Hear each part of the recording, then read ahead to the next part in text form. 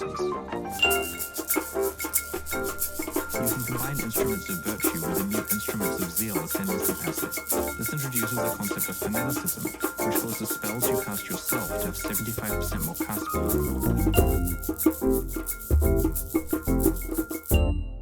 Welcome, it's your friendly neighborhood Badger here, and I'm back with another video today. Probably record-breaking number of videos in one day for Path of Exile content on this channel. But we are back with the Inquisitor Ascendancy rework for the 3.13 Echoes of the Atlas and Ritual League update.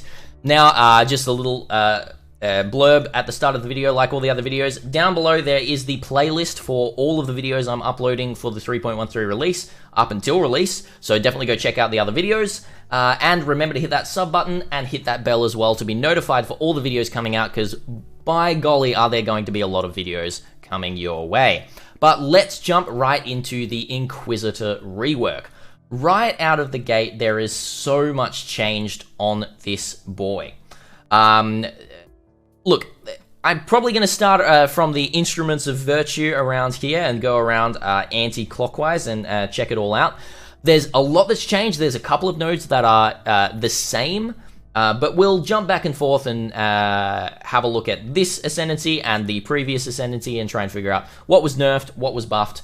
But basically, around the board, it's pretty much buffs. First of all, let's start with Instruments of Virtue. So this is a totally new type of node here, which is going to give you a really interesting buff. And both of these two first nodes that we're talking about is going to be looking at combining both attack and spells into your arsenal, which is not really something that the Inquisitor has done before. It's something that I guess GGG have wanted the Inquisitor to do, but now they're giving you really good tools to be able to do that. So first of all, Instruments of Virtue. You get 10% more attack damage for each non-instant spell you've cast in the past 8 seconds, up to a maximum of 30. So if you cast 3 spells in 8 seconds, you get that 30% more attack damage.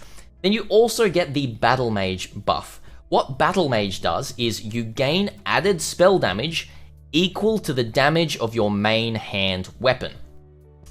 Now, this is an absolutely crazy, insane buff. There's a few items in the game, such as Disintegrator or Martyr of Innocence, which buff both your attacks and spells, and equipping one of those while running Instruments of Virtue is just going to mean that you can just buff your spells to crazy, crazy levels.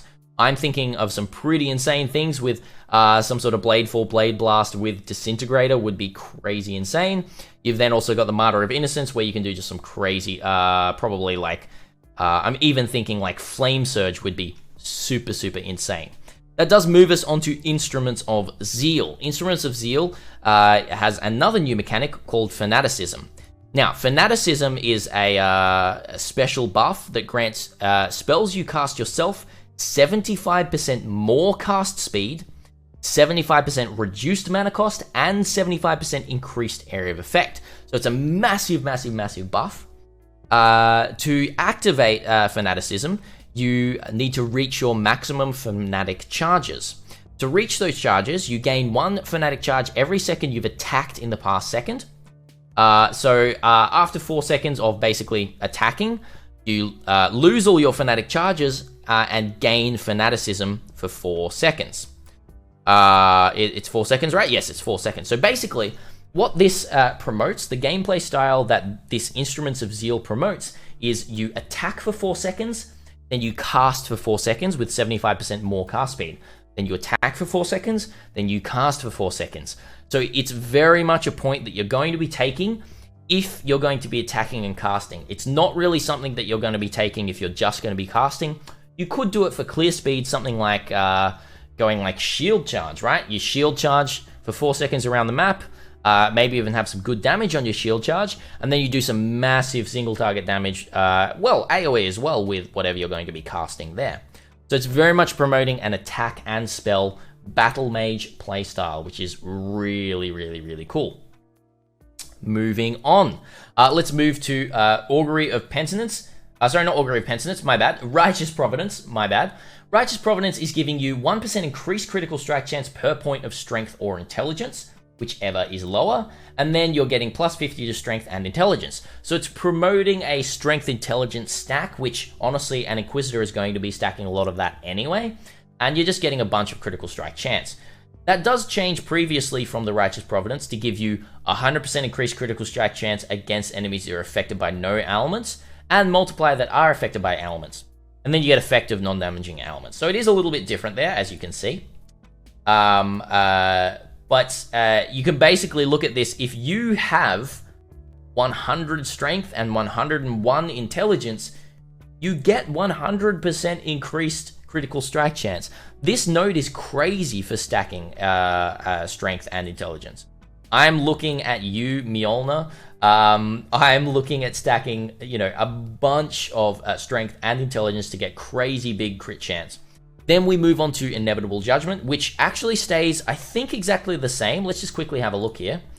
It does stay exactly the same. So basically, your critical strikes ignore the enemy monster elemental resistances, and your non-critical strikes penetrate 10% of enemy elemental resistances. The reason you're taking this is just for that first one, ignoring elemental resistances on enemies. Now, this is actually becoming less and less relevant as a node because there's becoming more and more ways to easily reduce the elemental resistance of enemies. So I don't know how strong Inevitable Judgment actually is, but just taking Righteous Providence as a 1-point node is super, super, super strong.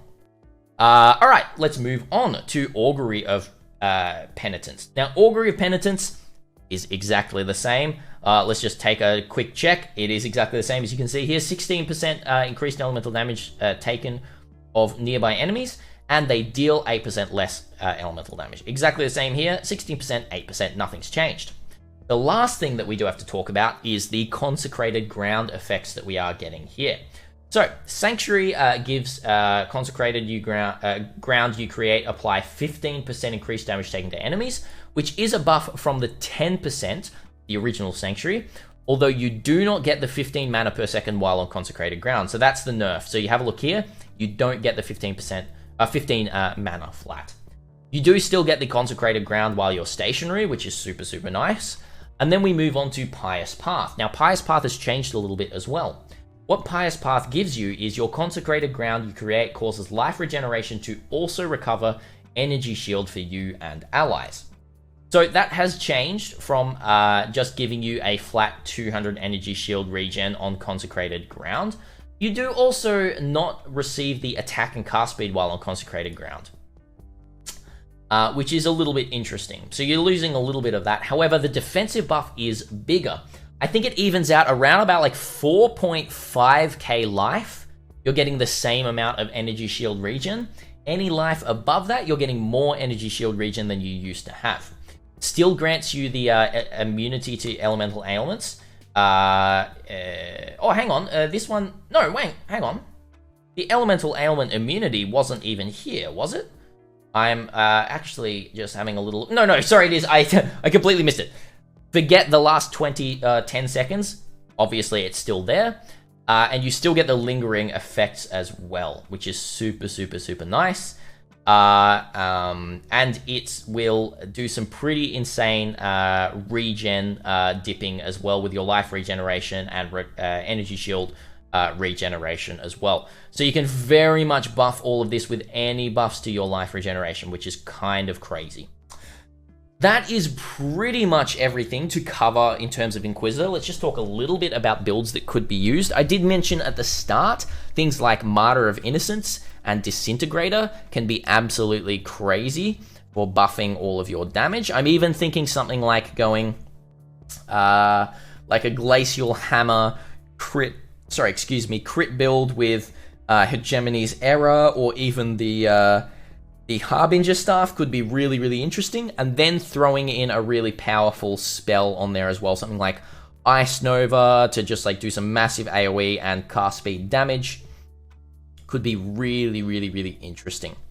Now, the big thing here is obviously using something like Pledge of Hands could be really cool with the 75% more cast speed, although you're not gaining anything from Battlemage if you're using Pledge of Hands. It doesn't have really good base damage or anything like that as well. So you really do want a good main hand weapon with big damage and also spell bonuses. So they're finally basically introducing something that's really going to allow you to use really good scepters and really good staves that buff both of those. The other interesting thing, Vitality is very, very busted with Pious Path right now, as Dadbod Gaming God said in chat there. Vitality is insane with Pious Path, so we have to really, really be careful and have a look at if Vitality is going to be getting any nerfs.